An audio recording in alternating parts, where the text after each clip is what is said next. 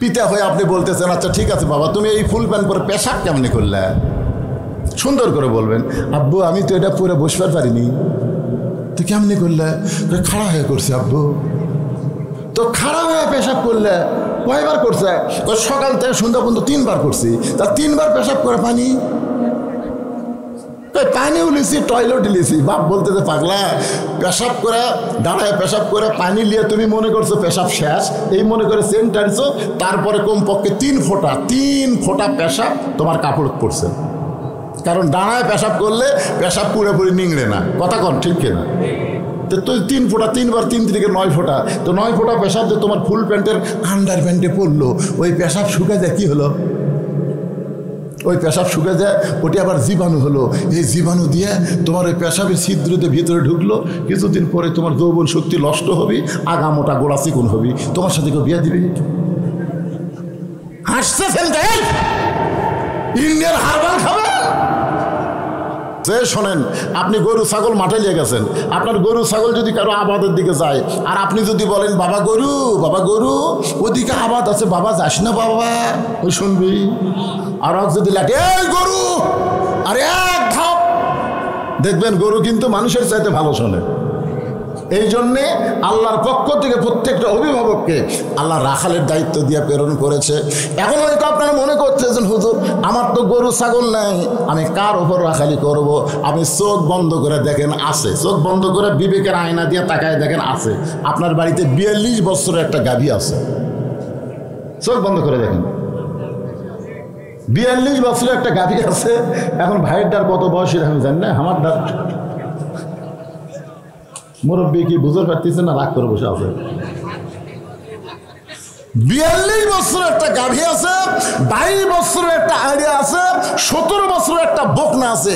গাভী হচ্ছে বউ, আড়িয়া হচ্ছে বেটা, বকনা হচ্ছে মেয়ে।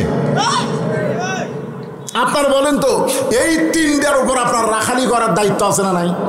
তা আপনি যে এশার নামাজ পড়ে বাড়ি গেলেন, আপনি সামনে কাতারে এশার নামাজ পড়লেন, পড়ে বাড়ি যাচ্ছেন, আর মনে মনে চিন্তা করতেছেন, আমার ম্যাডাম এখন এশার নামাজ পড়তেছেন, আমি মসজিদে বললাম, আমার বাড়িয়ালি এশার নামাজ যায় নামাজে পড়তেছে বাড়িতে। এই নিয়ত করে বাড়ি ঢুকে দেখেন আপনার ঘরের মধ্যে থেকে হরি হরি হরি হরি হরি হরি হরি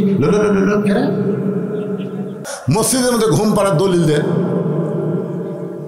মসজিদের মধ্যে ঘুম পাড়ার দলিল থাকা লাগবে না? ঘুম পাড়া তো দূরের কথা, যখন নাচরা সবাই চলে গেছে, ওরা 3 জন 4 ফ্যানটা গল্প করতেছে, 1-1 ঘন্টা হয় গল্প ছাড়ে না। 2 কান্দে 2 ফেরেশতা বলতেছে, আল্লাহ সবাই নামাজ পড়ে চলে গেল, ফাইজা কুদিয়াতি সলা ফান্তা শুরু ফেলা, তেহারা 3 জন 4 ফ্যানটা গল্প করতেছে, রেজাল্ট কি? আল্লাহ বলতেছে রেজাল্ট হলো ওই যে ফ্যান ঘুরতেছে, এই ফ্যান ঘোরার কারেন্টের বিল এই 3 জন যদি আলাদাভাবে পরিশোধ না করে, এরা জান্নাত যাওয়ার পারবি না। কারণ মসজিদের বাপের ঘর না, যে ইচ্ছা মতো ফ্যান ঘুরাবি। জোরে কোন কথা ঠিক কথা কর না? আগে ছোটবেলা দেখছি কাঁচা পেঁয়াজ খাইয়ে রসুন খাই কেউ মসজিদ ঢুকলে মুরব্বী তা কুনের ভুতে পারছে, তোর মুখ পেঁয়াজ গন্ধায়, ফেরেশতারা দুর্গন্ধ সহ্য করতে পারে না। কাঁচা পেঁয়াজ রসুন খায় মসজিদে ঢোকেনি, আর এখন মসজিদের মধ্যে পেঁয়াজ কাটতেছে, কুচকুচ কাটতেছে। কে ভাই পেঁয়াজ কাটতেছে? মুড়ি মাখমো হুজুর, মুড়ি মাখমো। মসজিদ তোর বাপের রান্নাঘর বানাছো? হ্যাঁ, এসপি সাহেব সামনে কাতারে দাঁড়াইছে, একটা মুসল্লি না হলে কাতার পুরা হচ্ছে না। এসপি কয় কাতার পুরা হচ্ছে না, দেখি কোনো মুসল্লি আছে কিনা। তাকায় দেখে মসজিদের দরজা চৌকিদার খাড়া হয়ে আছে। কে খাড়া হয়ে আছে? ডাকতেছে, আয়। চৌকিদার বলে, না স্যার আপনি এসপি, আমি চৌকিদার। এসপি কয়, পাগলা তুই চৌকিদার আমি এসপি, ওটা বাইরের কথা, ভিতরের কথা তা লয় রে, আয় আয়। বারবার এসপি বলার পরে চৌকিদার ভিতরে ঢুকছে, কিন্তু সামনে আসে না। এসপি কাতার ছাড়িয়ে দেয়, চৌকিদার কয়, কেরে তোকে ডাকে আসিস না কেরে? এই সামনে কাতারে এসপির কাছে খাড়া করে বলতেছে, তোর পায়ের গোড়ালি আমার পায়ের গোড়ালি মিল কর। এসপি গোড়ালির সাথে চৌকিদারের গোড়ালি।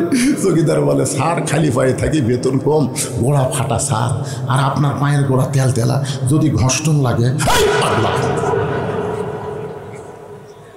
তুই আর আমি ভাই ভাই, গোড়ালি ফাঁক করার কোনো যোগ্যতা নাই। কোনোদিনও দেখেনি, আজকে প্রথম দেখতেছে, বুঝলেন না? সরাসরি দেখবার পারতেছে না, বুঝলেন না? রাখাল কিন্তু তাকে আছে কে একবার দেখলো,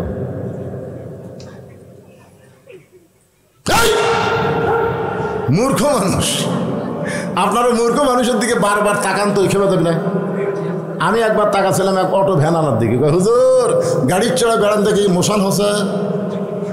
আমি বললাম ভাই রে, যখন গাড়ি যায় তোরও গাড়ি এক চাকা নামাস, আমার গাড়ি এক চাকা নামা, আটো রাস্তা, তুই যে কে আমার ব্রেক কমজোরি হুজুর, আমি নামাবার পারবো না, আপনার গাড়ি দরকারে মাটি দেলিয়ে দেবে। এই কথা বলার পরে আমি 3 বার তাকাছি। আমার কয় হুজুর কি মনে করেন এতবার তাকান কে? আপনারা সারা রাত যদি আমার দিকে তাকা থাকেন আমি রাগ করবো, কিন্তু একটা মূর্খ লোকের দিকে তাকালে তাকে দেখবেন 2-4 বার খেপে দেবে। ফজরের আজানের মধ্যে একই শব্দ 2 বার কয়। যুবকেরা তোমরা শুনবার পাও? মুরব্বী করে বলতেছেন, আপনারা তো শুনবেনই, চামড়া ঢিল আল্লাহর সাথে দিছেন মিল। এই যুবকেরা চামড়া টাইট টাইট, 3টা পর্যন্ত ফেসবুক দেখে টাইট। যেই ফজরের আগের দিক দ্বারা ঘুমায় যায়, আসসালাতু খায়রুম মিনান নাওম, যদিও শুনবার পাই শীতের দিন ল্যাপ তুলে দিছে মাথার উপরে। এখন পাও যদি বাইরে থাকে, পাও টানে বুকের কাছে থসে, বাইরে থেকে মনে করবেন চাউলের বস্তা ঢেঙ্গা থসে, মাথাও নেই পাও নেই। কোনো একজন চালাকি করে যদি ল্যাপ টান দেন, ল্যাপের মধ্যে তাকায় দেখবেন ল্যাপের ভিতর ওর সাইজ আর সকালবেলা সাইড ঠেবে কুত্তার সাইজ একই সাইজ। এই ওয়াজটা আমি লালপুর করছি, বুঝলেন? ফজর নামাজ বাদ দিয়ে ঘুম পাড়ে যারা কুত্তার আমল করে তারা, ভাই কেবল এই মিছিল করার সাথে সাথে 4-5টা কুত্তে আসে ওই সাইডে গেলে করে, যেরকম মুয়াজ্জিন আযান দিলে কতগুলো কুত্তে কাম করে না। আমি চিন্তা করলাম কে রে, কি ভুল করলাম, কুত্তা কাম করে। আমি তারপর চিন্তা করলাম সুম্মা রাদাদনাহু আসফালা সাফিলিন, ও রে তাই তো রে। আমি তখন আবার স্লোগান পাল্টায় বললাম, ফজরের নামাজ বাদ দিয়ে ঘুম পাড়ে যারা কুত্তার চাইতেও খারাপ তারা, যেই কছে কুত্তার চাইতেও খারাপ তারা, কুত্তা দৌড়, কুত্তা কছে এইবার ঠিক ওয়াজ করছে।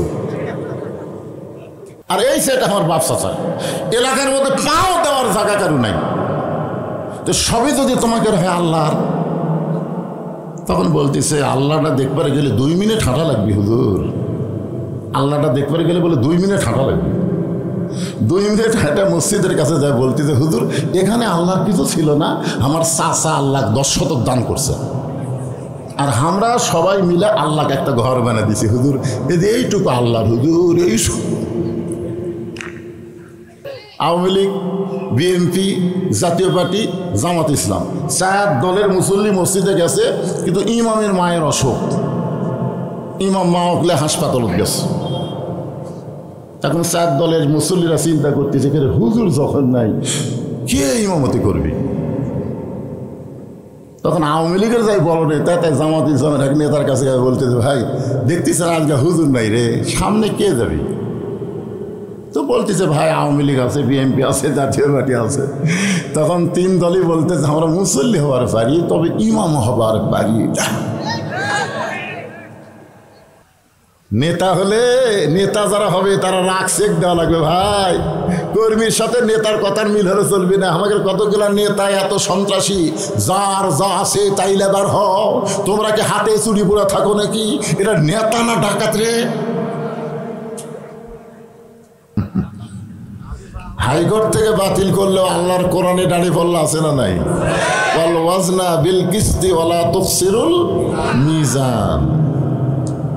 সাহাবারা জিজ্ঞাসা করলেন মিজান কত বড়? আল্লাহ রাসূল বললেন আসমান এবং জমিনের ফাঁকা জায়গার সমান। এই যে সুবহানাল্লাহ বললেন, এতে কি হলো? আপনারা বসে আছেন তানোরের মাহফিলে, আর আপনাদের নামে আল্লাহ গাছ লাগাই দিল জান্নাতের বাগানে। আপনি কবে জান্নাত পাবেন? আর এখনই গাছ লাগলো।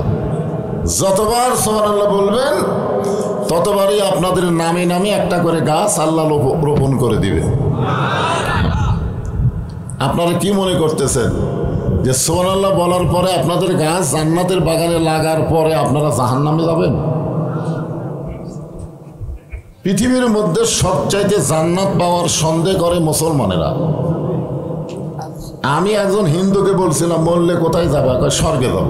দেখছেন, স্বর্গ মানেই তো জান্নাত। মরলে স্বর্গে যাব। একজন মুসলমানকে বললাম, ভাই মরলে কোথায় যাবেন? কয় কবরে যাব। আমরা সাহস করে বলতেই পারি না যে ফাদখুলি ফি ইবাদি ওয়াদখুলি জান্নাতি। কেউ যখন আল্লাহর বান্দা হয়ে গেল ও তখনই জান্নাতে প্রবেশ করলো। বলেন সুবহানাল্লাহ।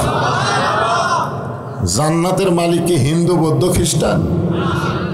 জান্নাতের মালিক হচ্ছে যারা আল্লাহর বান্দা। যে আল্লাহ তাআলা আমাদেরকে জন্মগতভাবে মুসলমানের ঘরে কবুল করেছেন। আমরা একদিক দিয়ে আগে থাকলাম। আল্লাহ বলেছেন লা তামুতুন্না ইল্লা ওয়া আনতুম মুসলিমুন, মুসলমান না হয়ে তোমরা কেউ মরো না। যারা হিন্দুর ঘরে, বৌদ্ধর ঘরে, খ্রিস্টানদের ঘরে, ইহুদির ঘরে জন্ম নিছে তারা মুসলমান হয়ে মরতে পারবে কিনা সন্দেহ আছে। জোরে কোন কথা ঠিক কিনা? কিন্তু যারা আমরা মুসলমানের ঘরে জন্ম নিলাম আমাদের মুসলমান হয়ে মরার ব্যাপারে কোনো সন্দেহ নাই। এই জন্যে আমরা প্রশংসা আল্লাহর কম করব না বেশি করব? সব সময় আল্লাহর প্রশংসা করব, আলহামদুলিল্লাহ। হয়েছে করা যাবে না তো, একেবারে চুপ চুপ থেকে বসা লাগবে। আমাদের বাংলাদেশে কিছু কিছু সামসা, কিছু কিছু নেতা আছে না নাই? মাঝে মধ্যে সামসাকে নেতা বলে। যদি কোনো জায়গা ঠেকে যাস, আমাদের বগুড়ার ভাষা, তাহলে আমাকে স্মরণ করিস। ধর মোবাইল নম্বর নে, বিপদে পড়লে আমাকে স্মরণ করবি। ঠেকা গেলে আমি তোরে টাইনালিয়া চলে আসবো, ঠেকা গেলে টাইনালিয়া আসবে। বর্তমানে নেতা আর সামসা এরকম একটা সম্পর্ক আছে না নাই? কিন্তু আমাদের যিনি নেতা তিনি শুধু দুনিয়াতে না, আখেরাতের আদালতে আল্লাহ যখন হাকিম হয়ে আমাদেরকে আসামি বানায় বিচার শুরু করবেন, ওই সময় আমাদের নবী, আমাদের নেতা আল্লাহর কাছে ওকালতি করে সুপারিশ করে জান্নাতে পৌঁছায় দিবে। তাহলে কোন নেতা ধরবেন? কবরের মধ্যে গেলে প্রশ্ন করবে ওমান নাবিউকা, তোমার নবীকে। যখন বলবেন মোহাম্মদ রাসূলুল্লাহ তখন বলবে তোমাকে নেতাকে। এই যে আল্লাহুম্মা সাল্লি আলা সাইয়্যিদিনা বললাম না, তখন পাল্টা প্রশ্ন হবে নবী তো মোহাম্মদ রাসূল, নেতাকে? তখন বলবেন শহীদ জিয়া নাকি শেখ মুজিবুর। 5-7 যা বাড়ি মারবি বুঝলেন। নবী যিনি, নেতাও তিনি। জোরে কোন ঠিক কিনা? এই জন্য আমরা বললাম সাল্লি আলা সাইয়্যিদিনা। আসেন আমার মুক্তার, আসেন আমার বারিস্টার, শেষ বিচারের হাইকোর্টেতে তিনি আমায় করবেন পার। আমরা পাপী রাসূল জাবিন্দার। সকলে বলি আলহামদুলিল্লাহ। আমরা যে কোরআন থেকে তাফসির শুনবো, এ কোরআনে কোনো সন্দেহ নাই, আছে নাকি? জালিকাল কিতাব লা রাইবা ফিহি, খুব সুন্দর কথা। এই কোরআনের মধ্যে কোনো সন্দেহ নাই, এই কিতাবের মধ্যে কোনো সন্দেহ নেই। জালিকাল কিতাব মানে এই কিতাবের মধ্যে লা রাইবা ফিহি, কোনো সন্দেহ নাই। হুদাল লিন্নাস যদি থাকতো তাহলে পাইকারি হারে সবাই কোরআন থেকে হেদায়েত পেত। কিন্তু আল্লাহ এখানে বলেছেন হুদাল লিল মুত্তাকিন, কেবলমাত্র মুত্তাকি বান্দা বান্দি যারা কোরআন থেকে হেদায়েত পাবে তারা। ঠিক কিনা বলেন? তা আমি এই কোরআন থেকে সূরা মুলকের 2টা আয়াত আপনাদের সামনে তেলাওয়াত করেছি। মুলক আপনাদের রাজশাহী সাফাইয়ের মধ্যে কিছু কিছু লেতাবার আছে। লেতা, এরা তো নেতা না। আমাদের এলাকার ওই আগেকার যুগে যে হারকিন চিমনি ময়লা হয়ে গেলে পুরাতন কাপড় দিয়ে পরিষ্কার করতে, এর নাম হলো লেতা। আপনারা তেনা কন, আমরা লেতা করি। এরকম কিছু লেতা বলে যে ইসলামের সাথে রাজনীতির সম্পর্ক নেই, রাজনীতি নাকি ইসলামের মধ্যে নেই। এই লেতাগুলোর জন্যই আল্লাহ তাআলা সূরা মুলক নাজিল করেছে। জোরে কোন কথা ঠিক কিনা? হ্যাঁ, আমাকে এক হাজী সাহেব বলতে যে হুজুর আপনারা ওয়াজত গেলে খালি রাজনীতি করেন, রাজনীতি ছাড়া ওয়াজ করতে পারেন না। তা আমি বললাম হাজী সাহেব আপনি তো হজ করবার যাও রাজনীতি করছেন, তখন হাজী সাহেব আমাকে কান ধরে বলতেছে, নাউজুবিল্লাহ হুজুর, আল্লাহর ঘর তাওয়াফ করতে গিয়ে আমি রাজনীতি কোথায় করলাম? আমি বললাম, ঠিক আছে, আপনি তলবিয়াটা পড়েন তো, তালবিয়াটা পড়েন, লব্বাইক আল্লাহুম্মা লব্বাইক লব্বাইক লা শারিকা লাকা লব্বাইক ইন্নাল হামদা ওয়ান নি'মাতা লাকা ওয়াল মুলক লা শারিকা লাক। আমি হাই সাহেবকে বললাম, এ লাকা ওয়াল মুলক লা শারিকা লাকের অর্থ কি? হুজুর সবাই পড়ে গেছে, আমিও পড়ছি, অর্থ তো বুঝিনি। এই অর্থ বুঝুননি দেখেই বক্তাদের হক কথা রাজনীতি কর। ওই জায়গায় আপনি বললেন রাজনীতির ভিতরে, রাজত্বের ভিতরে একমাত্র আল্লাহ ছাড়া আমি অন্য কাউকে স্বীকার করি না।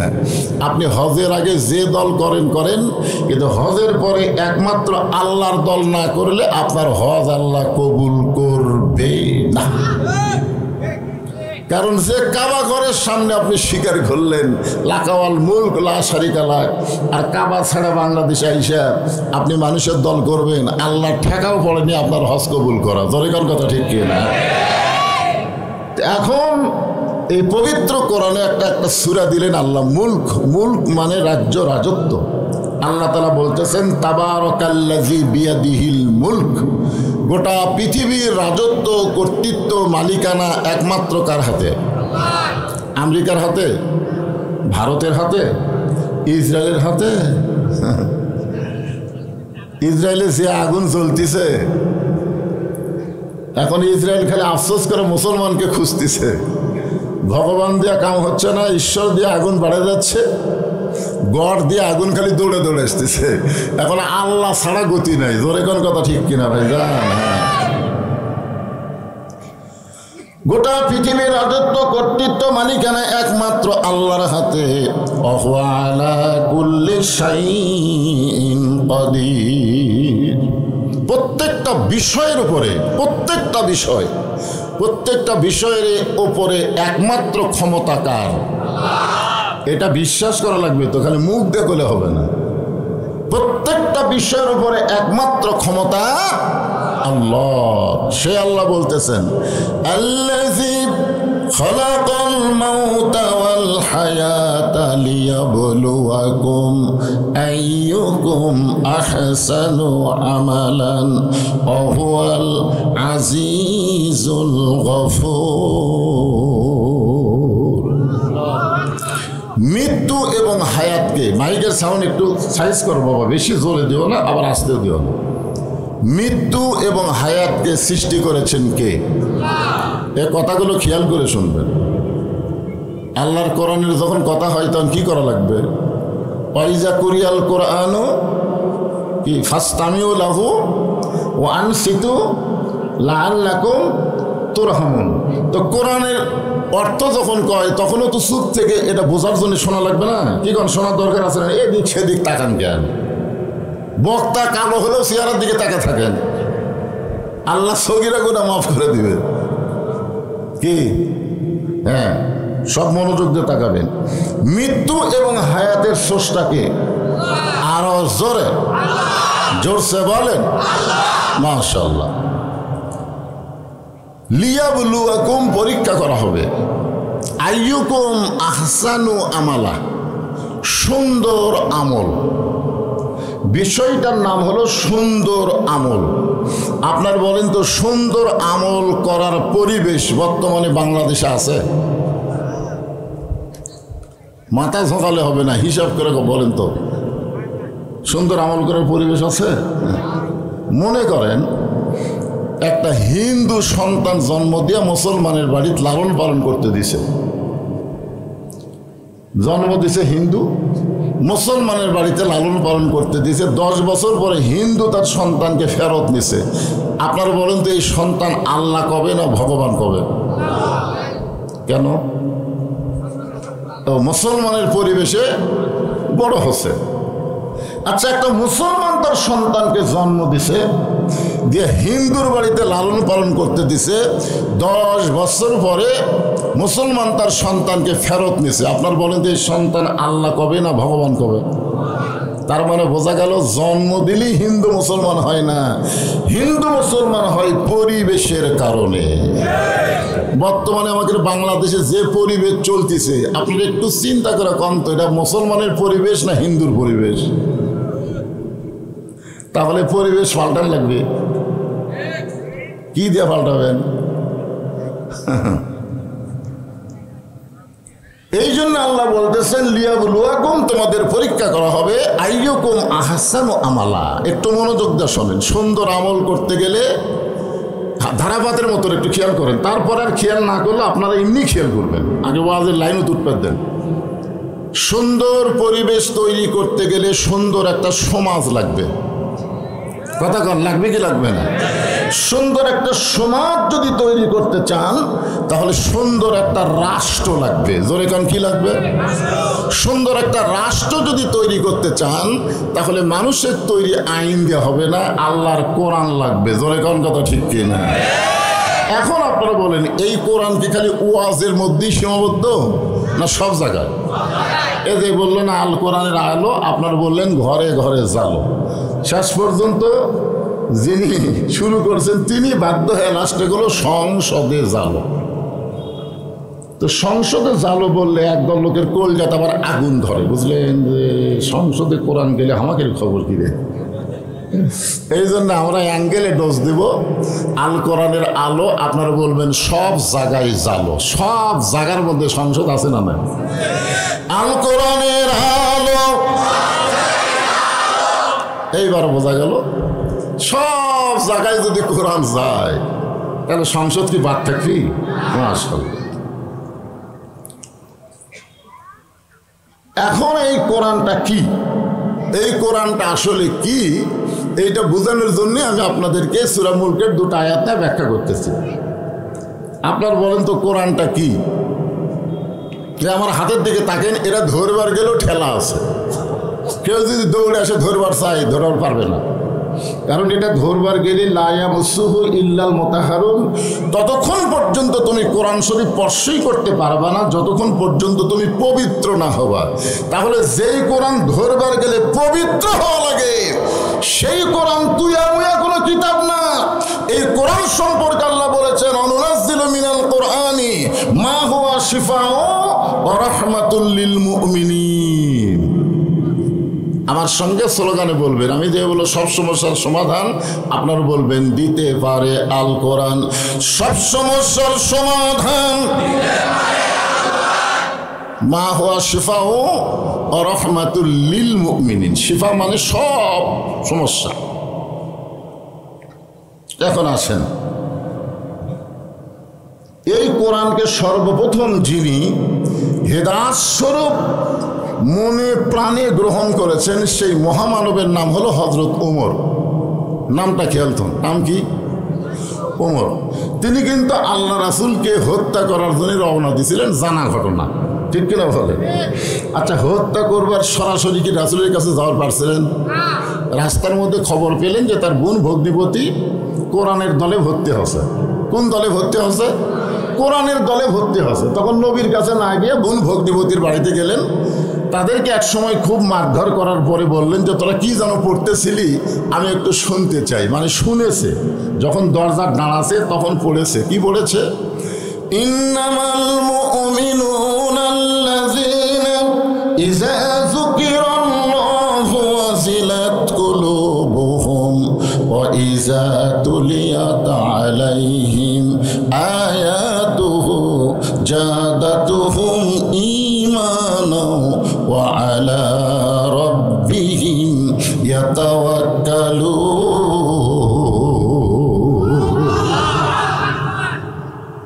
বোন ভগ্নিপতি বলল, ভাইজান আপনি যতই পাওয়ারফুল হন, আপনি যতই শক্তিশালী হন, এইটা ধরবার গেলে আপনার পবিত্র হওয়া লাগবে। যাই হোক, শেষ পর্যন্ত হযরত ওমর আল্লাহ রাসূলের কাছে গেলেন, তরবারি জমা দিলেন, ঈমান গ্রহণ করে কোরআনের সবক নিলেন। এই কোরআনকে এমনভাবে গ্রহণ করলেন যে কোরআনের ওসিলায় একসময় আল্লাহ তাকে বাংলাদেশের মতন ৯৬টা দেশের খলিফা বানায় দিলেন। আমাদের বাংলাদেশের মতন কয়টা? ৯৬টা দেশের খলিফা হযরত ওমর একসময় হয়ে গেলেন। আইয়ুকুম আহসানু আমালা এই শব্দের ব্যাখ্যা শোনার জন্য গুরুত্ব দিয়ে শুনতে হবে। এক সময় তিনি নিজের গালে নিজে চড় মারতেছেন, ডান হাতে ডান গালে, বাম হাতে বাম গালে। মসজিদের মেম্বারে বসে নিজের গালে নিজে যখন চড়ায়, এমন সময় ওসমান গনি মসজিদের মধ্যে ঢুকে বলতেছে, আমির আল মুমিনিন, আপনি কি পাগল হয়ে গেলেন? কি আছে কি এর মধ্যে? বাচ্চা আছে,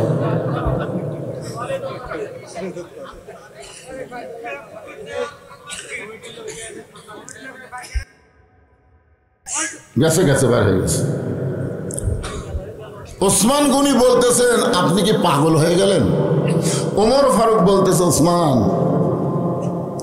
এই মসজিদের মেম্বরে বসে মিন শাররিল ওয়াসওয়াসিল খান্নাস, মিন শাররিল ওয়াসওয়াসিল খান্নাস, আমার খান্নাস ভিতরে একটা নফস আছে, আছে না নাই? আমাকে ধোকা দিচ্ছে। ওসমান গনি বললেন, কি ধোকা? বলে, আমার নফস বলতেছে আমি নাকি অর্ধ জাহানের খলিফা।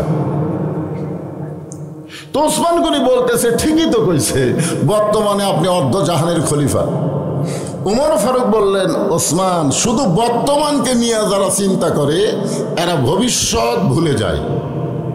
শেখ হাসিনা বর্তমানকে নিয়ে চিন্তা করে 41 সাল বলেছিল, কিন্তু 24 সালে যাওয়া লাগছিল। তোর কোন কথা ঠিক কি না?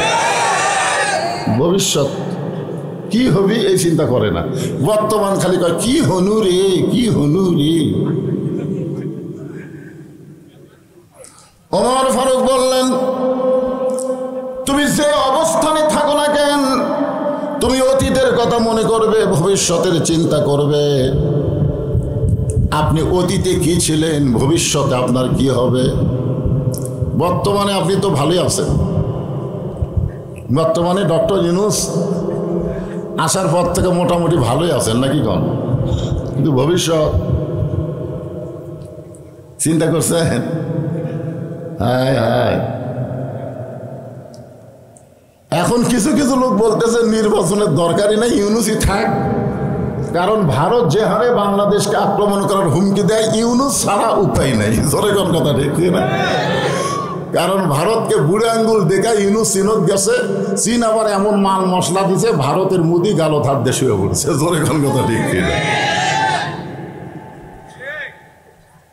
কিন্তু অতীতে হাসিনার মতন একটা খারাপ শাসক ছিল, ভবিষ্যতে আমাদের খবর কি একটু চিন্তা করার দরকার আছে না নাই? জোরে কোন আছে না নাই? খালি বর্তমান নিয়ে থাকলে হবে না তো ভাই জান। ওসমান গনি বললেন, আমির আল মুমিনিন, আপনার অতীতের খবর আমি শুনতে চাই, আপনি অতীতে কেমন ছিলেন? ওমর ফারুক বললেন, অতীতে আমি খালার বাড়িতে রাখালি করতাম, ছাগল নিয়ে মাঠে ময়দানে যাইতাম, সন্ধ্যার সময় যখন ফেরত আসতাম, খালা আমার ছাগলের পাল গুনে 2-4টা কম পড়ে গেছে, আমার কান ধরে বলতো, ওমর কয়টা নিয়ে গেছিলা, কয়টা ফেরত আনলে? আমি আবার দৌড় দিতাম, ওই পাহাড়ি এলাকায় খুঁজে খুঁজে ছাগলগুলো নিয়ে যখন খালারে জমা দিতাম, খালা মাথার চুল ধরে বলতো, ওমর যেই ভুল আজকে করেছো, এই ভুল যদি আগামীকাল করো, তোমার রাখালির চাকরি আমি ক্যান্সেল করে দিব। আমি তখন খালার পা ধরে বলতাম, খালা এ রাখালির চাকরি ক্যান্সেল করে দিলে আমি থাকবো কোথায়, খাবো কি? যে ওমর একদিন রাখালির চাকরি রক্ষা করার জন্য খালার পা ধরে কেঁদেছে, আজকে সেই ওমরকে আল্লাহ অর্ধ পৃথিবীর খলিফা বানাইছে। এটা ওমরের যোগ্যতাই নয়, এটা কেবলমাত্র আল্লাহর কোরআনের ওসিলা। এখন আপনারা বলেন, এ কোরআনের পাওয়ার আছে না নাই? কিন্তু আমাদের বাংলাদেশে আবু জেহেল মার্কা যারা দল করে, তারা মানুষের আইনের মধ্যে পাওয়ার খোঁজে। মানুষের আইনে কোনো পাওয়ার নাই, সমস্ত পাওয়ার হচ্ছে আল্লাহর আইনে। জোরে কোন কথা ঠিক কিনা? আল্লাহর আইনের কেমন পাওয়ার? এই মাইকের সাউন্ড এরকম হয় কেন বাবা? মাঝে মধ্যে জোরে হয়, ভম ভম করে, এরকম হয় কেন? আল্লাহর আইনের কেমন পাওয়ার একটু দেখবেন না? কি দেখার দরকার আছে না? আমরা তো সামনে ভবিষ্যতে হাসিনার মতন ফ্যাসিস্ট যেন না পাই, সব দেখা হলো শেষ। আগামীতে আমরা একটু কিছু সময়ের জন্য দেখতে চাই আল্লাহর কোরআনের বাংলাদেশ। এই জন্য একটু মনোযোগ দিয়ে শোনা লাগবে যে কোরআনের পাওয়ারটা কি। এখন যদি আমরা না বুঝাই তাহলে আপনারা চিন্তা করবেন আমার এলাকার কিছু লোক যা বলতেছে মেয়ে মানুষ হোক যে কোরআনের দলকজন ভোট দিস না, তোর কিন্তু ঘর থেকে বাড়াবার দিবি না, এমনভাবে ঘরবন্দি করবি। বেয়ান আমাদের যা বলতেছে খবরদার কোরআনের দলকজন ভোট দিস না, এরা কিন্তু নামাজ কায়েম করবি, আর নামাজ কায়েম করলে তোর ৫ বেড়া কিন্তু নামাজই বানাবি। এখন এরা চিন্তা করতেছে তাহলে তো যা আসলো তাই ভালো। হায় হায় রে আল্লাহর বান্দা, নামাজ ইন্না সালাতি ওয়া নুসুখি ওয়া মাহইয়ায়া ওয়া মামাতি লিল্লাহি রাব্বিল আলামিন। এই নামাজ আপনারা জানেন না, যার কারণে বেনামাজি বুঝবার পারতেছে না। একটা বার যদি বাংলাদেশে নামাজ কায়েম হয়ে যায়, ফালিয়াবুদু রাব্বা হাযাল বাইত আল্লাযী আত'আমাহুম মিন জু'ইন ওয়া আমানাহুম মিন খাওফ। আল্লাহু আকবার। ওই ঘরের মালিকের তোমরা গোলামি করো। দুটা পুরস্কার তোমাকে সাথে সাথে দেওয়া হবে। 1 নম্বর পুরস্কার হলো তোমাদের রিজিকের কোনো পেরেশানি করা লাগবে না, আর 2 নম্বর পুরস্কার হলো ভারত, আমেরিকা, রাশিয়া, ব্রিটেন, ফ্রান্সের কোনো ভয় তোমাদের কলিজার মধ্যে থাকবে না। পুরোপুরি নিরাপত্তা আল্লাহ দিয়ে দিবে। জোরে কোন কথা ঠিক কি না? এই জন্যে আল্লাহর কোরআনটা কি আমি আপনাকে একটু দেখানোর চেষ্টা করব। আমার মা বোনেরা যারা পর্দা আছেন আপনাদেরও আলোচনা আছে ইনশাআল্লাহ। হযরত ওমর অর্ধ পৃথিবীর খলিফা হয়ে আছে, কোরআন তাকে আজকে অর্ধ জাহানের খলিফা বানায় দিয়েছে। তার কোনো যোগ্যতা নাই, একটা রাখালি করতে পারতেছিল না। জোরে কোন কথা ঠিক কিনা? কয়টা ছাগল ঠিক মতো আনবার পারে না, তাই বাংলাদেশের মতন ৯৬টা রাষ্ট্রের খলিফা হয়েছে শুধুমাত্র কিসের ওসিলায়? হ্যাঁ।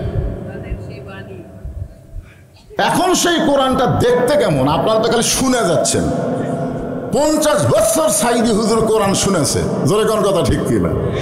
এখনো বাংলাদেশের সব বক্তারা কোরআন শোনাইতেছে, কিন্তু আমরা তো কেউ দেখিনি।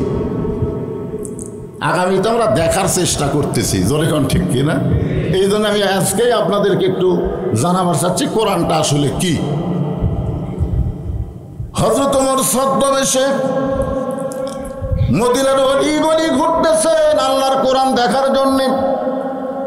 হঠাৎ হযরত ওমর দেখতে পায় বিস্তীর্ণ মরুভূমির মধ্যে একজন রাখাল উট আর দুম্বা চড়ায়। হযরত ওমর আল্লাহর কোরআন দেখার জন্য রাখালকে সালাম দিলেন, আসসালামু আলাইকুম রাখাল ভাই, আমার পেটে ক্ষুধা লাগছে, আমি উটের 1 পেয়ালা দুধ চাই। রাখাল মুচকি মুচকি হাসে। ওমর ফারুক বললেন, রাখাল আমি তোমাকে সালাম দিলাম, তোমার কাছে উটের দুধ চাইলাম, তুমি উত্তরও দিলে না সালামের, দুধ দিবা কিনা সেটাও বলো না, খালি মুচকি মুচকি হাসো, কারণ কি? রাখাল বলতে, ফতিক তুমি আমার সালাম দিলে আমি সালামের উত্তর দিব না, উটের দুধ চাইলেও তোমাকে আমি দিব না। ওমর ফারুক বললেন, আমার অপরাধ কি? রাখাল বলতেছে, তোমার অপরাধ হলো আগে তোমার পরিচয় দাও, তুমি কোন ওয়ার্ডের কর্মী? হ্যাঁ, তুমি কোন পদে আছো? তুমি কর্মী হসো না সাথী হসো না সদস্য হসো না অগ্রসর কর্মী না রোকন প্রার্থী?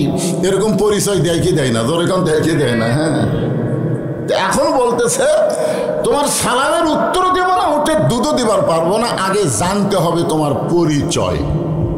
ওমর ফারুক চিন্তা করে গেলেন যে আমি অর্ধ পৃথিবীর খলিফা, আল্লাহর কোরআন দেখার জন্য ছদ্মবেশ ধারণ করছি, এখন যদি আমার পরিচয় দিই তো গুমুর ফাঁস হয়ে যায়। এমন সময় আল্লাহর কোরআন বলে, ওমর রাখাল যখন তোমার পরিচয় চাইছে তুমি আসল পরিচয় দাও। তোমার আসল পরিচয় হলো মিল্লাতা আবিকুম ইব্রাহিম ওয়া সাম্মাকুমুল মুসলিমিন।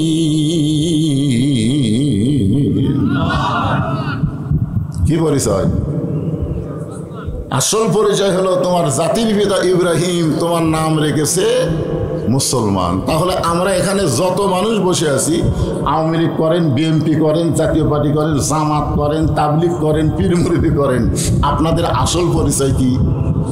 আরো জোরে, জোরসে বলুন, জোর হলো না, আরো জোরে। মুসলমান মানে কি? কার কাছে? বুঝে শোনা এখন। ওমর ফারুক বললেন, রাখাল আমার পরিচয় যখন শুনবার চাচ্ছ, আমার পরিচয় হলো আমি একজন মুসলমান। রাখাল মুসকে মুসকে হাসে আর বলে, আসল না নকল? ওমর ফারুক বলে, রাখাল মুসলমান তো মুসলমানই, এর মধ্যে আসল নকল কি? রাখাল বলতেছে, আসল মুসলমান যারা হবে তারা চাওয়ার ব্যাপারে সতর্ক থাকবে। আসল মুসলমান জীবন দিবে, কিন্তু রাষ্ট্রপতির কাছে বাঁচার দরখাস্ত লিখবে না। আসল মুসলমান দরকার হলে জীবন দিবে, কিন্তু বাতিলের সঙ্গে আপোষ করবে না। জোরে কোন কথা ঠিক? তুমি যদি আসল মুসলমান হও, তুমি দুধ চাইছো কার কাছে? ওমর ফারুক চমকে উঠছে। চমকে ওঠার কারণ হলো, আল্লাহর কোরআন যখন দুনিয়াতে চালু থাকবে, উমর যদি ভুল করে একটা রাখাল পর্যন্ত ভুল ধরবার পারবে। সুবহানাল্লাহ কন্যা খান। আজকে বাংলাদেশের কোনো জায়গায় আল্লাহর আইন চালু না থাকলে মসজিদে চালু আছে, আছে না নাই? আওয়ামী লীগ, বিএনপি, জাতীয় পার্টি, জামাত ইসলাম, 4 দলের মুসল্লি মসজিদে গেছে, কিন্তু ইমামের মায়ের অসুখ, ইমাম মা উঠলে হাসপাতালত গেছে। এখন 4 দলের মুসল্লিরা চিন্তা করতেছে, হুজুর যখন নাই কে ইমামতি করবি? তখন আওয়ামী লীগের যাই বলো রে, তাই জামাত ইসলামের এক নেতার কাছে বলতেছে, ভাই দেখতেছেন আজকে হুজুর নাই রে, সামনে কে যাবি? তো বলতেছে, ভাই আওয়ামী লীগ আছে, বিএনপি আছে, জাতীয় পার্টি আছে। তখন 3 দলই বলতেছে, আমরা মুসল্লি হবার পারি, তবে ইমাম হবার পারি। খেলার নাম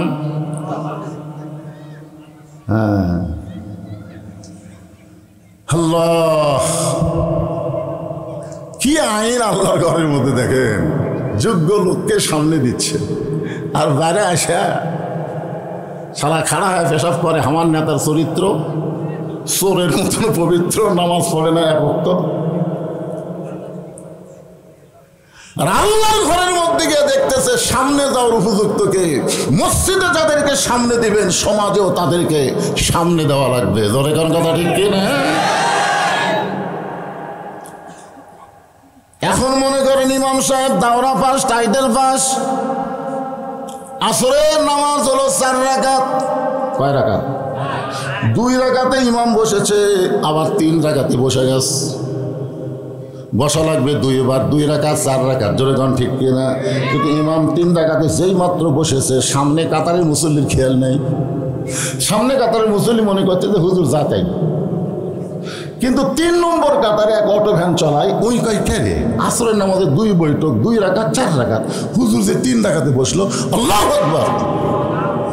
যে আল্লাহ আকবার কাছে ইমাম মনে মনে কয়, টাইটেল পাস দাওরা পাস রে, তুই যতই লোক মাদে 41 সালের আগে উঠবো না। এই মনে করে ইমাম যদি স্বৈরাচারী হয়ে বসাই থাকে, আপনার মুসল্লি কার পক্ষে যাবেন? ভ্যানালার পক্ষে না নেতার পক্ষে? কেন যাবেন? কারণ মসজিদ কারো বাপের না, মসজিদে কোনো বাপের আইন চলবে না, স্বামীর আইন চলবে না, মসজিদে একমাত্র আল্লাহর আইন চলবে। জোরে কোন কথা ঠিক না? আল্লাহ নবীর তরিকা মোতাবেক ইমামতি কর, সামনে থাক। তরিকা পাল্টাবো, তোর বাদ দিয়ে আমরা নতুন নেতা বানাবো। জোরে কোন কথা ঠিক না? মসজিদে আল্লাহর আইন চলবি আর সমাজে চলবি না, এটা কেমন মুনাফিকি?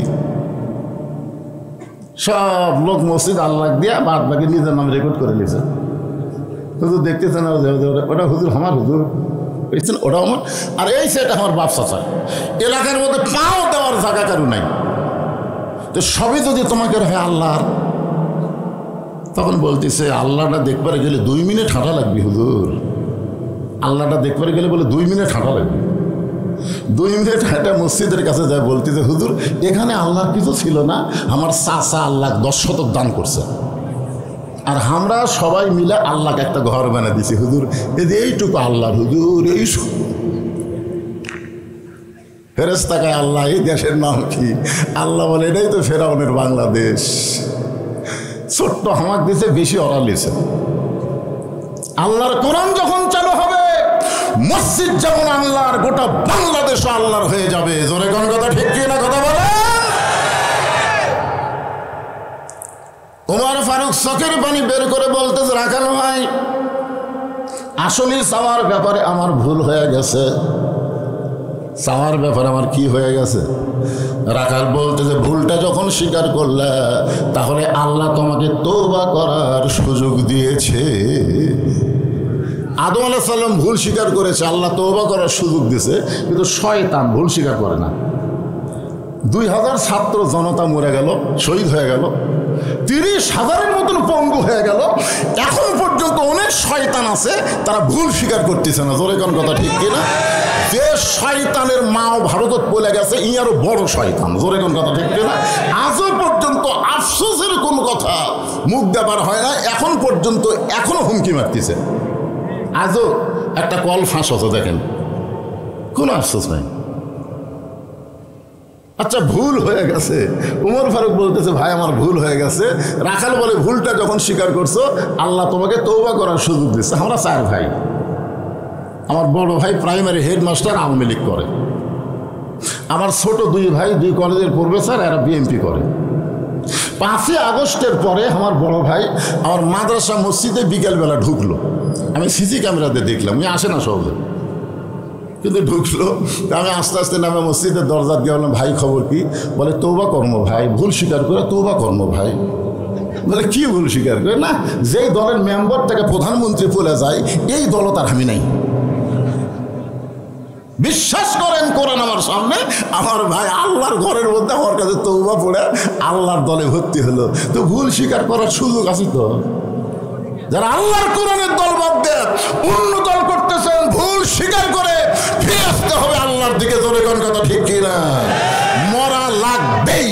আল্লাযী খলাকাল মাউতা ওয়াল হায়াতা, মরা লাগবেই। আল্লাহ বলেছে, লা তামুতুন্না, মৃত্যুবরণ করো না, ইল্লা ওয়া আনতুম মুসলিমুন। মুসলমান হয়ে মরা মানে আল্লাহর প্রতি আত্মসমর্পণ করে মরা। জোরে কোন কথা ঠিক কিনা?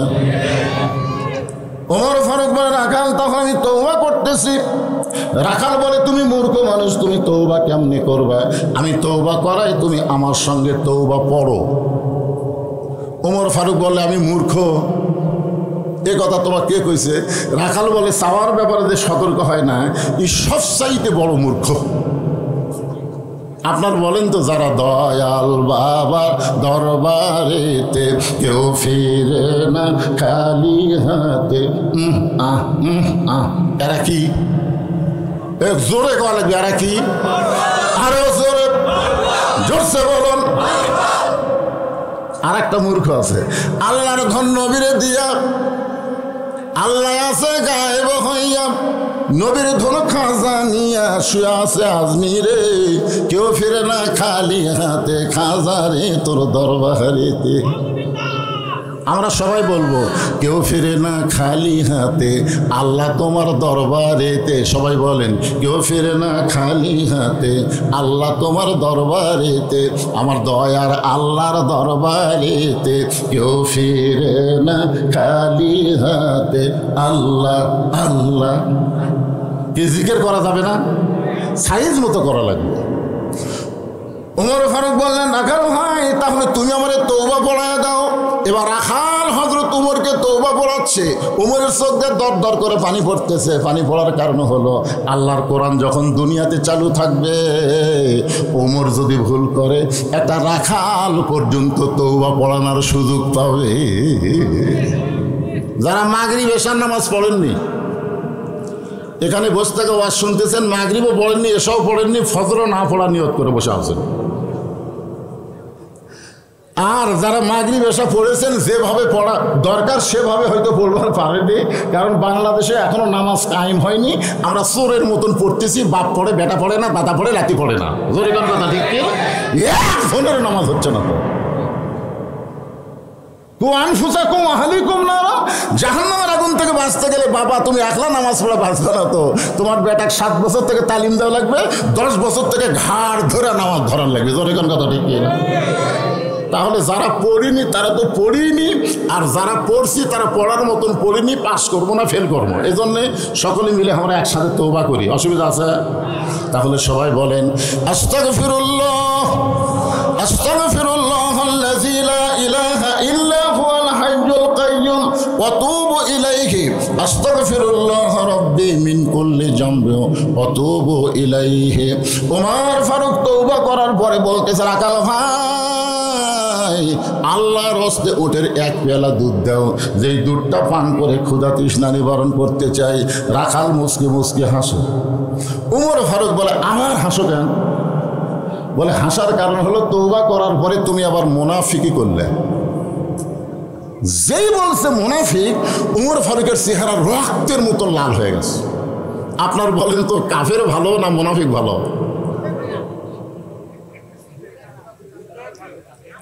না দুটা খারাপ? ঠিকই আছে রে ভাই। আমি একজনকে বলছিলাম, আওয়ামী লীগ ভালো না বিএনপি ভালো? কি করবেন? আরে পাগলা, এই দুটার মধ্যে তো একটা ভালো আছে, আছে না? কথা হয় না কেন?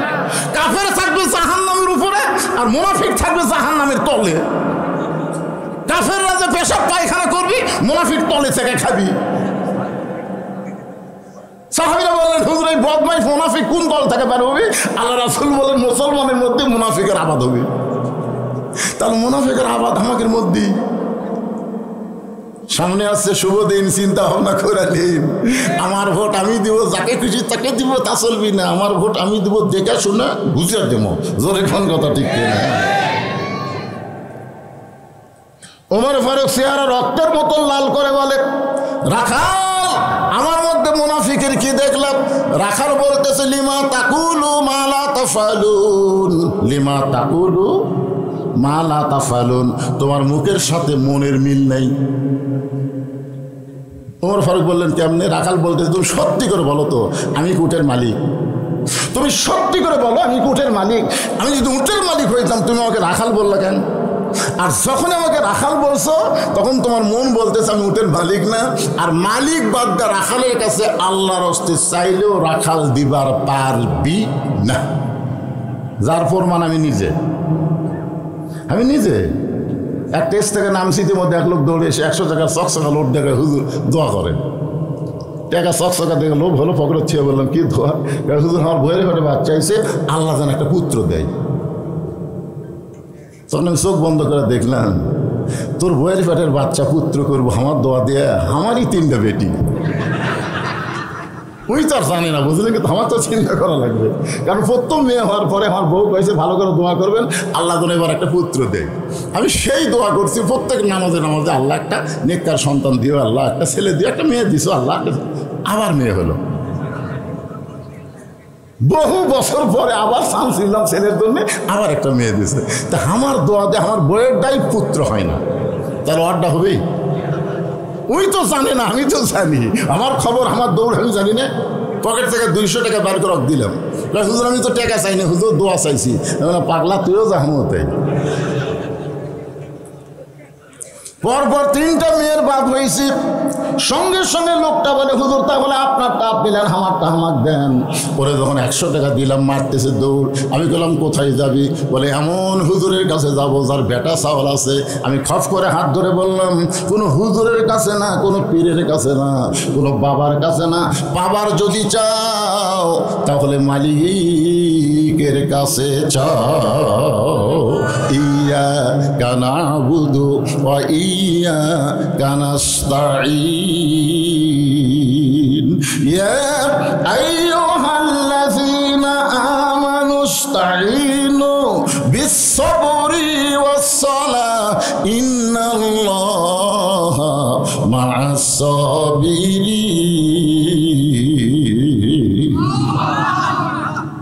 ওমর ফারুক বলতেছে, রাখাল তাহলে কি খবর? রাখাল বলতেছে, কোনো দুঃসম্পদ না, এখান থেকে 10 মাইল দূরে মালিকের বাড়ি। তুমি মালিকের বাড়ি যাও, যা মালিককে বলো, মালিক রাখাল উট দুম্বা চড়াই। তুমি মালিক যদি হুকুম দাও, তাহলে রাখাল আল্লাহর রাস্তে উটের 1 পেয়ালা দুধ দেবে। ওমর ফারুক বলে, রাখাল অত দূর কষ্ট করে মালিকের বাড়ি যাওয়ার দরকার নাই। ধরো তোমাকে আমি 2টা টাকা দিচ্ছি, এই 2 টাকার বিনিময়ে তুমি উটের 1 পেয়ালা দুধ দাও। রাখাল মুসকে মুসকে হাসার বলে, ফতিক তুমি হযরত উমরক চেনো? তুমি হযরত উমরক চেনো?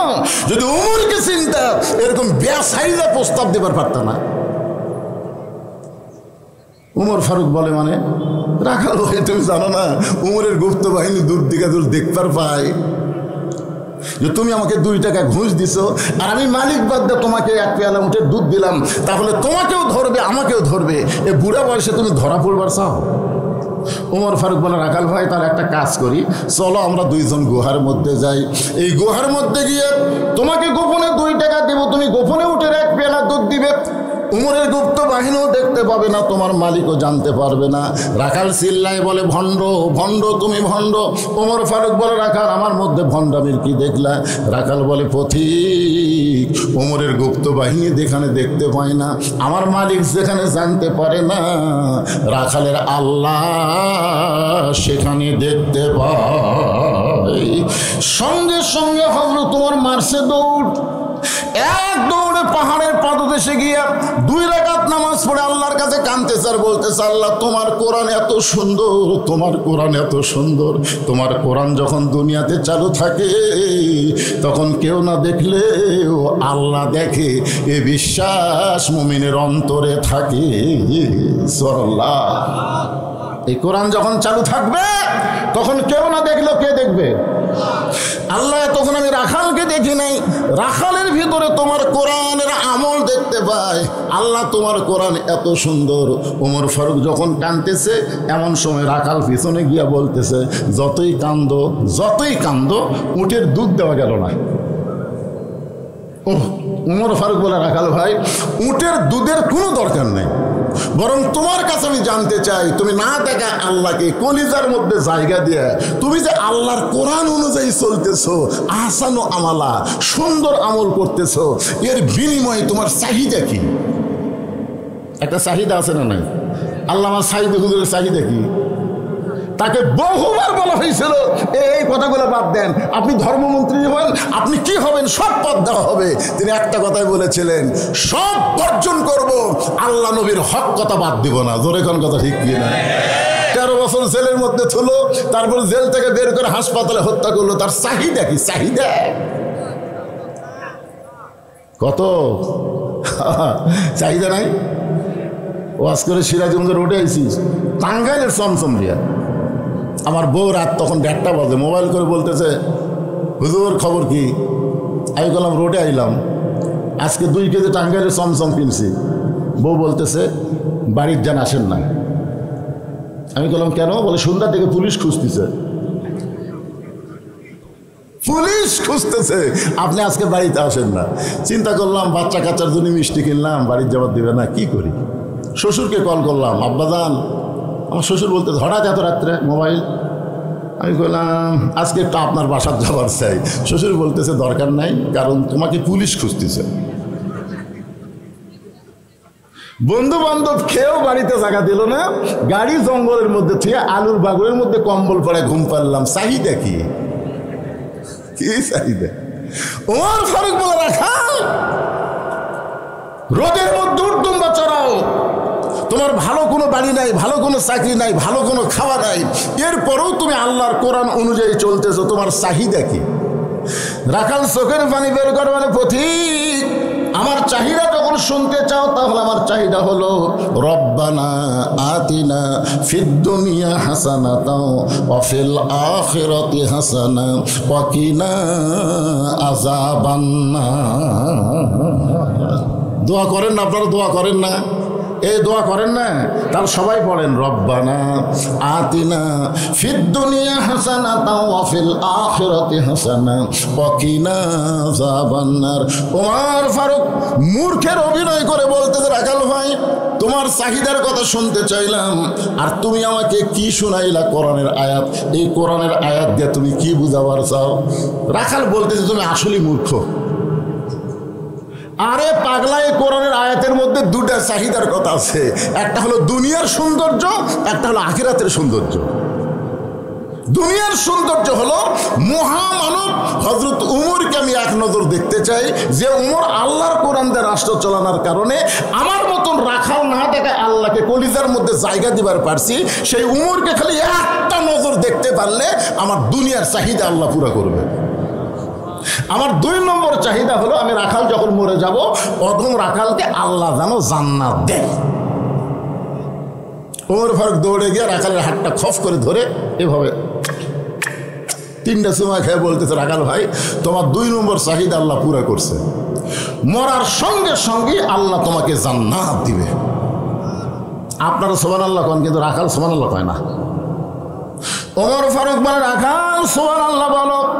রাখাল সুবহানাল্লাহ বলে না, সঙ্গে সঙ্গে ওমর ফারুক আল্লাহর কোরআন তেলাওয়াত করতেছে, ইন্নাল্লাযীনা ক্বালু রাব্বুনাল্লাহু সুম্মা ইসতাকামু তাতানাজ্জালু আলাইহিমুল মালাইকা আল্লা তাখাফু ওয়া লা তাহজানু ওয়া আবশিরু বিল জান্নাতিল্লাতী কুনতুম তুআদুন।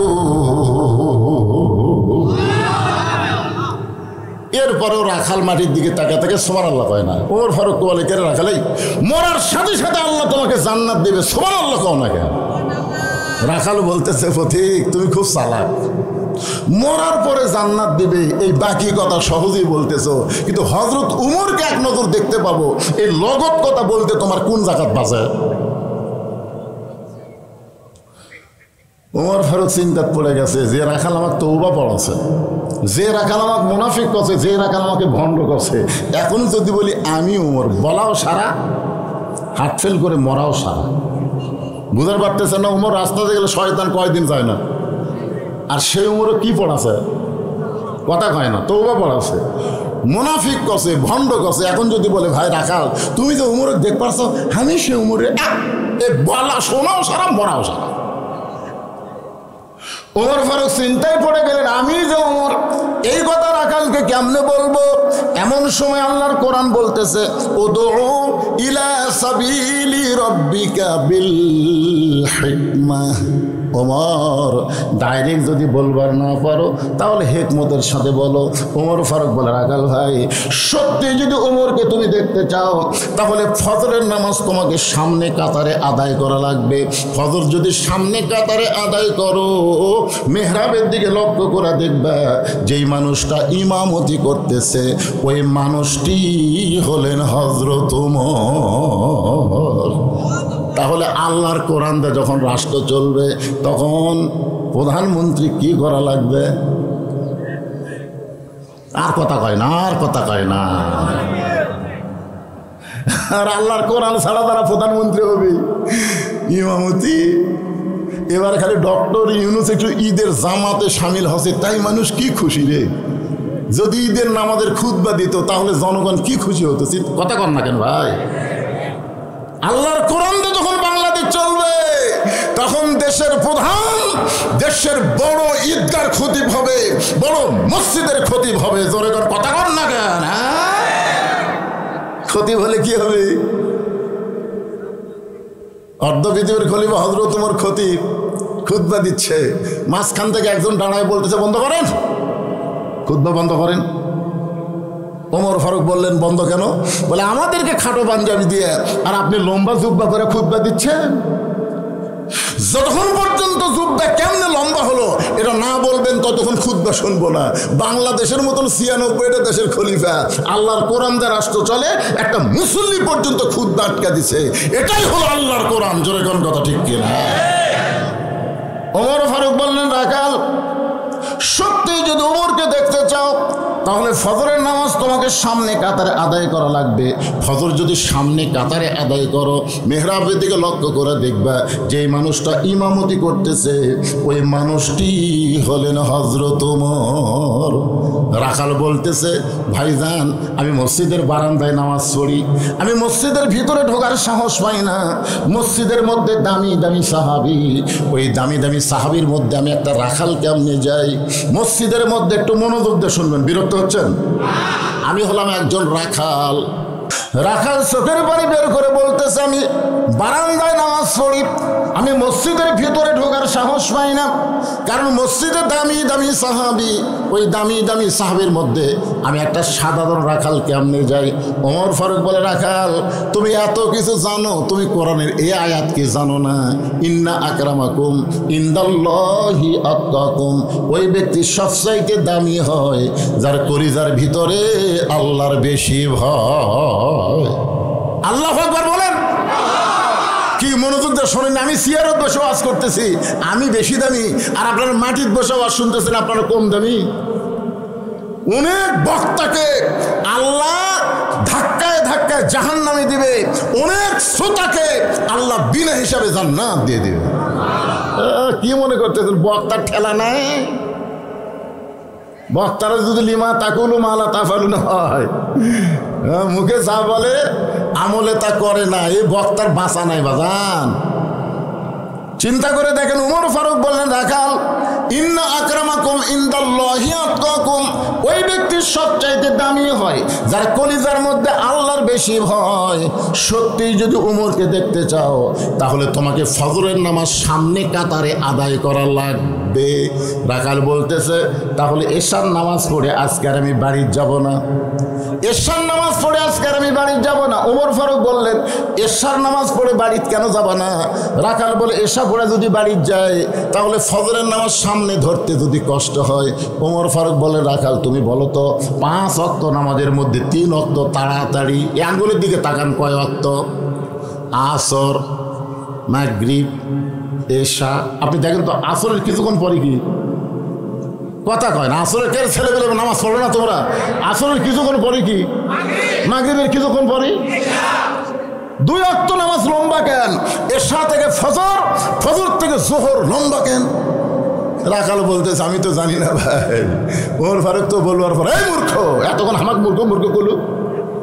কিন্তু না, নেতা হলে, নেতা যারা হবে তারা রাগ চেক দেওয়া লাগবে ভাই।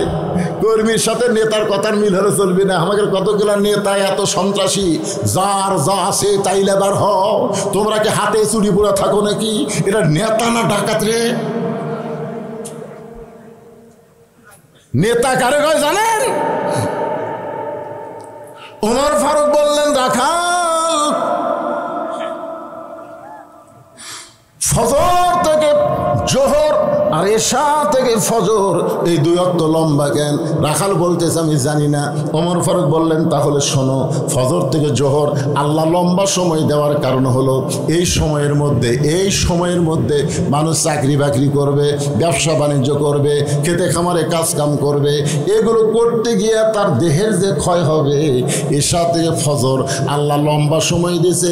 এই লম্বা সময় যদি ঘুম পাড়ে, ওই ক্ষয়গুলো আল্লাহ ঘুমের মধ্যে পুরা করে দিবে। তুমি এশা থেকে ফজর ধরবার চাচ্ছা, যদি তোমার চোখত ঘুম ধরে, রাখাল বলতে ঘুম যদি ধরে মসজিদের মধ্যেই ঘুমিয়ে যাব। যেই বলছে মসজিদের মধ্যে ঘুমাবো, উমর ফারুক চেহারা রক্তের মতো লাল করে, মসজিদের মধ্যে ঘুম পাড়ার দলিল দে। মসজিদের মধ্যে ঘুম পাড়ার দলিল থাকা লাগবে না? ঘুম পাড়া তো দূরের কথা, জোহর নামাজ পড়া সবাই চলে গেছে, ওরা 3 জন 4 ফ্যান দিয়ে গল্প করতেছে। 1-1 ঘন্টা হয় গল্প ছাড়ে না। 2 কান্দে 2 ফেরেশতা বলতেছে, আল্লাহ সবাই নামাজ পড়ে চলে গেল, ফাইজা কুদিয়াতি সলা ফান্তা শুরু ফেলা। তেহারা 3 জন 4 ফ্যান দিয়ে গল্প করতেছে। রেজাল্ট কি? আল্লাহ বলতেছে, রেজাল্ট হলো ওই যে ফ্যান ঘুরতেছে, এই ফ্যান ঘোরার কারেন্টের বিল এই 3 জন যদি আলাদাভাবে পরিশোধ না করে, এরা জান্নাত যাওয়ার পারবি না। কারণ মসজিদের বাপের ঘর না, যে ইচ্ছা মতো ফ্যান ঘুরাবি। জোরে কোন কথা, ঠিক কথা কন না? আগে ছোটবেলা দেখছি কাঁচা পেঁয়াজ খাইয়া, রসুন খাই কেউ মসজিদ ঢুকলে মুরব্বী তা কুনের ঘুতে পারছে, তোর মুখ পেঁয়াজ গন্ধায়। ফেরেশতারা দুর্গন্ধ সহ্য করতে পারে না। কাঁচা পেঁয়াজ রসুন খায় মসজিদে ঢোকেনি, আর এখন মসজিদের মধ্যে পেঁয়াজ কাটতেছে, কুচকুচ কাটতেছে। কে ভাই পেঁয়াজ কাটতেছে? মুড়ি মাখমো হুজুর, মুড়ি মাখমো। মসজিদ তোর বাপের রান্নাঘর বানাছো? হ্যাঁ, আল্লাহর ঘর মসজিদের গুরুত্ব আছে না নাই? আছে না নাই? ওমর ফারুক বললেন, রাখাল আজানের গুরুত্ব দিও। 5 ওয়াক্ত নামাজের মধ্যে সবচাইতে গুরুত্বপূর্ণ আজান হলো ফজরের আজান। জোরে বলেন, কিসের আজান? ফজরের আজানের মধ্যে একই শব্দ 2 বার কয়। যুবকেরা তোমরা শুনবার পাও? মুরব্বী করে বলতেছেন, আপনারা তো শুনবেনই। চামড়া ঢিল, আল্লাহর সাথে দিছেন মিল।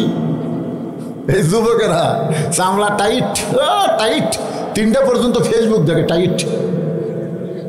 যেই ফজরের আগের দিক দ্বারা ঘুমায় যায়, আসসালাতু খায়রুম মিনান নাওম, যদিও শুনবার পাই শীতের দিন, ল্যাপ তুলে দিছে মাথার উপরে। এখন পাও যদি বাইরে থাকে, পাও টানে বুকের কাছে থসে, বাইরে থেকে মনে করবেন চাউলের বস্তা ঢেঙ্গা থসে। মাথাও নেই, পাও নেই। কোন একজন চালাকি করে যদি ল্যাপ টান দেন, ল্যাপের মধ্যে তাকায় দেখবেন ল্যাপের ভিতর ওর সাইজ আর সকালবেলা সাইড ঠিবে কুত্তার সাইজ, একই সাইজ। ফজরের নামাজ বাদ দিয়ে ঘুম পাড়ে যারা, আপনার বলবেন কুত্তার আমল করে তারা। ফজরের নামাজ বাদ দিয়ে ঘুম পাড়ে যারা, কে কে বলতেছেন? আরে জোরে জোরে বলা লাগবে। যে বলো ফজরের নামাজ বাদ দিয়ে ঘুম পাড়ে যারা, কুত্তার আমল করে তারা। ফজরের নামাজ বাদ দিয়ে ঘুম পাড়ে যারা, লালপুর, এই ওয়াজটা আমি লালপুর করছি, বুঝলেন? ফজরের নামাজ বাদ দিয়ে ঘুম পাড়ে যারা, কুত্তার আমল করে তারা। ভাই কেবল এই মিছিল করার সাথে সাথে 4-5টা কুত্তে আসে, ওই সাইডে গেলে করে। যেরকম মুয়াজ্জিন আযান দিলে কতগুলো কুত্তে কামকাম করে না? আমি চিন্তা করলাম, কে রে, কি ভুল করলাম, কুত্তা কামকাম করে। আমি তারপর চিন্তা করলাম, সুম্মা রাদাদনাহু আসফালা সাফিলিন। ও রে, তাই তো রে। আমি তখন আবার স্লোগান পাল্টায় বললাম, ফজরের নামাজ বাদ দিয়ে ঘুম পাড়ে যারা, কুত্তার চাইতেও খারাপ তারা। যেই কছে কুত্তার চাইতেও খারাপ তারা, কুত্তা দৌড়। কুত্তা কছে এইবার ঠিক ওয়াজ করছে। সুম্মা রাদাদনাহু আসফালা সাফিলিন। এরা জন্তু জানোয়ারের চাইতো জঘন্য। এই ফজরের নামাজ কেউ যদি বাড়ির পড়ে, তার মধ্যেও মুনাফিকি থাকবে। জোরে কোন কথা ঠিক কিনা? ওমর ফারুক বললেন, রাখাল আজানের গুরুত্ব দিও। এতদিন রাখাল নামাজ পড়ছে বারান্দায়, কিন্তু আজকে নামাজ পড়বে সামনে কাতারে। যেই মাত্র মুয়াজ্জিন আজান দিয়েছে, রাখাল খুব জোরে সরে মসজিদের বারান্দায় এসে বলতেছে, ও বারান্দা, আজকের মতো আমাকে মাফ করে দে, শুধু দেখার জন্য আমি ভিতরে ঢুকতেছি, আজকের জন্য আমাকে মাফ করে দে। যারা বারান্দার নামাজ পড়ে তাকে কিন্তু আলাদা একটা বৈশিষ্ট্য আছে, এরা সবার শেষে এসে আগে যাবি। জোরে কোন কথা ঠিক কিনা? রাখাল মসজিদের মধ্যে ঢুকতেছে। ভাইজান একটু গুরুত্বপূর্ণ ওয়াজ মনোযোগ দিয়ে শোনেন, ঢোকারও নিয়ম আছে না নাই?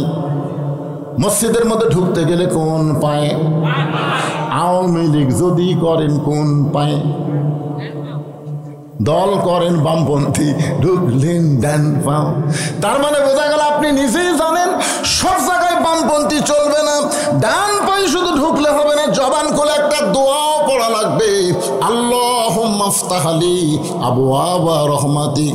এই দোয়াটা পড়ে রাখাল সামনে কাতারে যাবার চাই। প্রত্যেকটা সাহাবী নড়ে সরে রাখালকে যাওয়ার রাস্তা করে দেয়।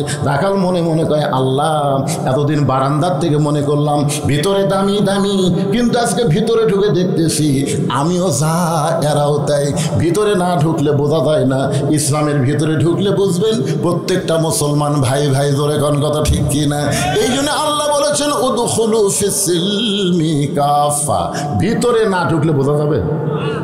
এসপি সাহেব সামনে কাতারে নামাইছে, একটা মুসল্লি না হলে কাতার পুরা হচ্ছে না। এসপি কয় কাতার পুরা হচ্ছে না, দেখি কোনো মুসল্লি আছে কিনা। তাকায় দেখে মসজিদের দরজা চৌকিদার খাড়া হয়ে আছে। কে খাড়া হয়ে আছে? ডাকতেছে, আয়। চৌকিদার বলে, না স্যার, আপনি এসপি, আমি চৌকিদার। এসপি কয়, পাগলা, তুই চৌকিদার, আমি এসপি, ওটা বাইরের কথা, ভিতরের কথা তা লয় রে, আয় আয়। বারবার এসপি বলার পরে চৌকিদার ভিতরে ঢুকছে, কিন্তু সামনে আসে না। এসপি কাতার ছাড়িয়ে দেয়। চৌকিদার কয়, কে তোকে ডাকে আসিস না কেন? এই সামনে কাতারে এসপির কাছে খাড়া করে বলতেছে, তোর পায়ের গোড়ালি আমার পায়ের গোড়ালি মিল কর। এসপি গোড়ালির সাথে চৌকিদারের গোড়ালি। চৌকিদার বলে, স্যার, খালি পায়ে থাকি, বেতন কম, গোড়া ফাটা স্যার, আর আপনার পায়ের গোড়া তেল তেলা, যদি ঘষ্টন লাগে।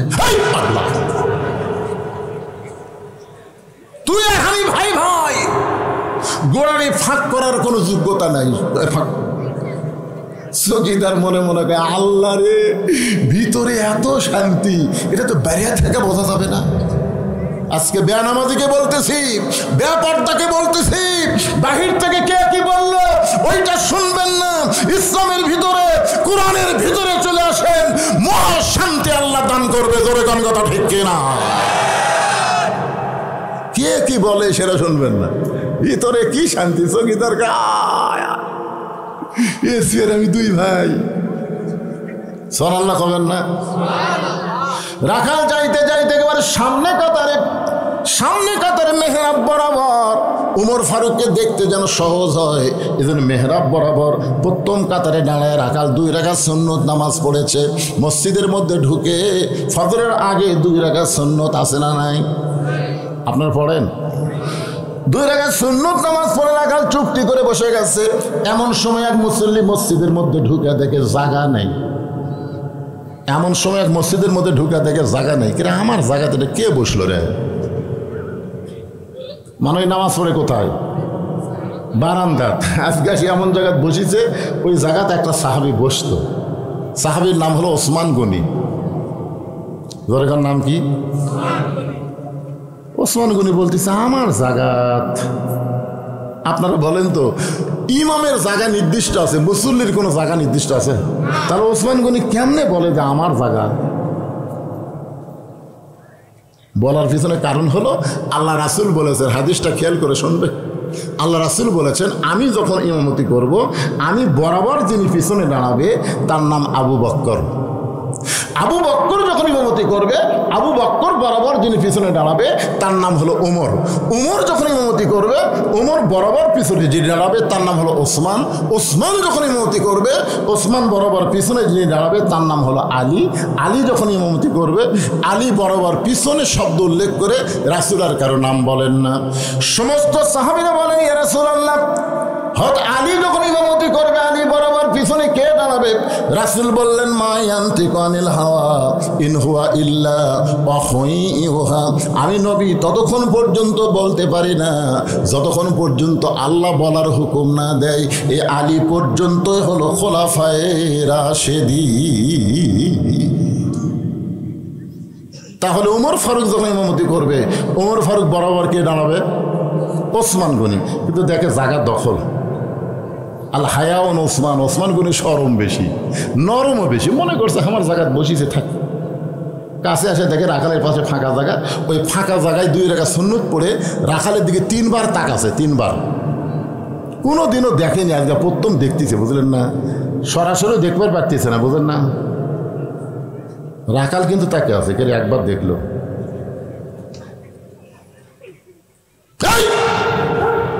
মূর্খ মানুষ। আপনারা মূর্খ মানুষের দিকে বারবার তাকান তো, খেপে দেবে না? আমি একবার তাকাছিলাম এক অটো ভ্যানালার দিকে, হুজুর গাড়ির চড়া বেড়ান দেখি মোশন হচ্ছে। আমি বললাম, ভাইরে যখন গাড়ি যায় তোরও গাড়ি 1 চাকা নামাস, আমার গাড়ি 1 চাকা নামা, আটো রাস্তা, তুই যে কে আমার ব্রেক কমজোরি, হুজুর আমি নামাবার পারবো না, আপনার গাড়ি দরকারে মাটি তেলিয়ে যাবে। এই কথা বলার পরে আমি 3 বার তাকাছি। আমার কয়, হুজুর কি মনে করেন এতবার তাকান কে? আপনারা সারা রাত যদি আমার দিকে তাকা থাকেন আমি রাগ করবো, কিন্তু একটা মূর্খ লোকের দিকে তাকালে তাকা দেখবেন 2-4 বার খেপে যাবে। রাখাল বলেছে, এই মিয়া বারবার আমার দিকে কি দেখো মিয়া? ওসমান গনি ভয়ে লাফ দিয়ে উঠছে, উঠে বলতেছে, ভাই যান আপনাকে কোনোদিন আমি সামনে কাতারে দেখি নাই, আজকে একটু ভালো করে দেখার জন্য 3 বার তাকাইছি। আপনার পরিচয় কি? বলে, আমার পরিচয় হলো আমি একজন রাখাল। যে বলেছে আমার পরিচয় আমি একজন রাখাল, ওসমান গনি মুচকি মুচকি হাসতেছে। মুচকি মুচকি হাসার কারণ হলো রাখাল যারা হবে তাদের ভাষা নরম হলে চলবে না, রাখালের ভাষা মাঝে মধ্যে গরমও হওয়া লাগবে। আল্লাহ রাসূল বলেছেন, প্রত্যেকটা অভিভাবককে আল্লাহ রাখালের দায়িত্ব দিয়ে দুনিয়াতে প্রেরণ করছে। শোনেন, আপনি গরু ছাগল মাঠে নিয়ে গেছেন, আপনার গরু ছাগল যদি কারো আবাদের দিকে যায়, আর আপনি যদি বলেন, বাবা গরু ওদিকে আবাদ আছে, বাবা যাস না বাবা, ওই শুনবি। আর যদি লাগে, এই গরু, আরে এক ধাপ, দেখবেন গরু কিন্তু মানুষের চাইতে ভালো শোনে। এই জন্যে আল্লাহর পক্ষ থেকে প্রত্যেকটা অভিভাবককে আল্লাহ রাখালের দায়িত্ব দিয়ে প্রেরণ করেছে। এখন হয়তো আপনারা মনে করতেছেন, হুজুর আমার তো গরু ছাগল নাই, আমি কার ওপর রাখালি করব? আপনি চোখ বন্ধ করে দেখেন, আছে। চোখ বন্ধ করে বিবেকের আয়না দিয়ে তাকায় দেখেন, আছে। আপনার বাড়িতে 42 বছরের একটা গাভী আছে, চোখ বন্ধ করে দেখেন। 42 বছরের একটা গাভী আছে। এখন ভাইয়ের ডার কত বয়সের আমি জানি না, আমার ডার মুরব্বী কি বুঝতে পারতেছে না, রাগ করে বসে আছে। 42 বছরের একটা গাভী আছে, 22 বছরের একটা আড়িয়া আছে, 17 বছরের একটা বকনা আছে। গাভী হচ্ছে বউ, আড়িয়া হচ্ছে বেটা, বকনা হচ্ছে মেয়ে। আপনার বলেন তো এই তিনটার উপর আপনার রাখালি করার দায়িত্ব আছে না নাই? তা আপনি যে এশার নামাজ পড়ে বাড়ি গেলেন, আপনি সামনে কাতারে এশার নামাজ পড়লেন, পড়ে বাড়ি যাচ্ছেন আর মনে মনে চিন্তা করতেছেন আমার ম্যাডাম এখন এশার নামাজ পড়তেছে, আমি মসজিদে বললাম আমার বাড়িয়ালি এশার নামাজ যায় নামাজে পড়তেছে বাড়িতে, এই নিয়ত করে বাড়ি ঢুকে দেখেন আপনার ঘরের মধ্যে হরি হরি হরি হরি হরি হরি হরি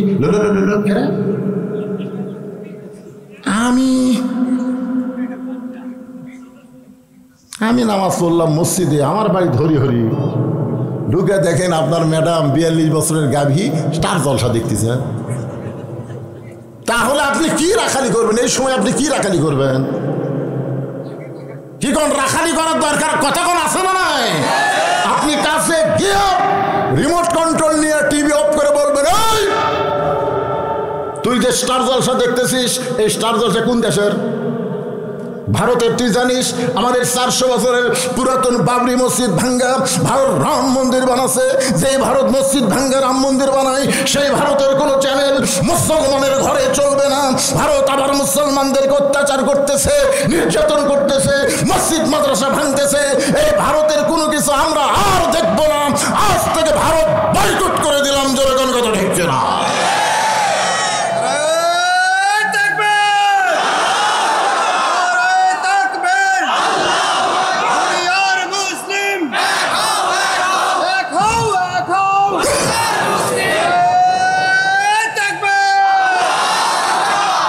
বউকে যদি আপনি বাবরি মসজিদের কাহিনীটা ঠিক মতো শোনার পারেন, বিশ্বাস করেন মেয়ে মানুষের মন খুবই নরম, ওই আর জীবনে ভারতের চ্যানেল দেখবি না।